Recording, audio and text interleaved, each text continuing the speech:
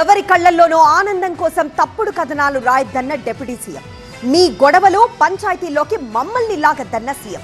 ఇది ఇప్పుడు తెలంగాణలో హాట్ టాపిక్. వివాదాస్పద మైండ్స్ అంటూ కథనాలు రావడంపై deputy CM Bhatti Vikramarka serious అయ్యారు. ఇక మంత్రులను టార్గెట్ చేయడంపై సీఎం రేవంత్ ఆగ్రహం వ్యక్తం చేశారు.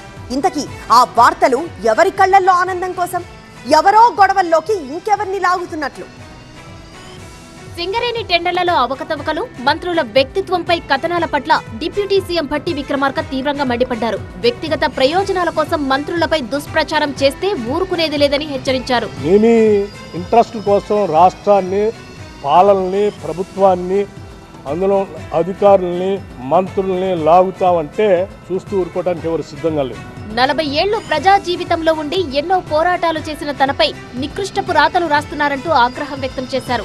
నీచ రాజకీయాల కోసం దిగజారిపోయే క్యారెక్టర్ తనది కాదన్నారు. నేనేం గాలికి రాలేదాకా 40 సంవత్సరాలు సభలో, సభ బయట పోరాటం చేస్తూ ఈ సమాజం కోసం అడ్డంగా నిలబడి పోరాటం చేసుకుంటున్నాను.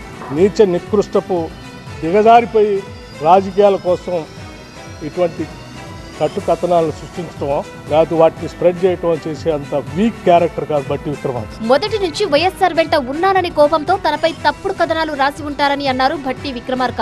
అటు సీఎం రేవంత్ కూడా ఘాటుగానే రియాక్ట్ అయ్యారు. మీకు పంచాయతీలు ఉంటే మీరే చూసుకోండి, అంతేగాని ఆ గొడవల్లోకి మంత్రులను, ప్రభుత్వాన్ని లాగితే సహించేది లేదన్నారు.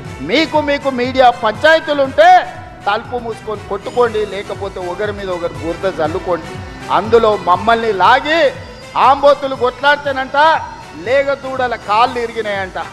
ఇద్దరు మీడియా యజమానులు కొట్లాడుకుంటే మీరు కొట్లాడుకోండి, కానీ మా మంత్రులని బదనాం చేసే కార్యక్రమాన్ని మీరు తీసుకోకండి.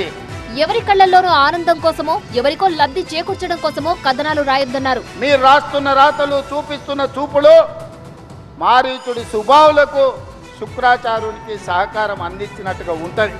ఒక్కసారి ఆలోచన చేసి వాస్తవాలను తెలుసుకొని రాసే ముందు మమ్మల్ని వివరణ అడగండి. మంత్రులపై ఆరోపణలు వస్తే మీడియాకు వివరణ ఇచ్చేందుకు సీఎంగా తాను సిద్ధంగా ఉన్నానన్నారు. ఇష్టమొచ్చినట్టు కథనాలు రాస్తే ఊరుకునేదే లేదన్నారు. అవినీతికి, అవకతవకలకు తావు లేదంటోంది రేవంత్ సర్కార్.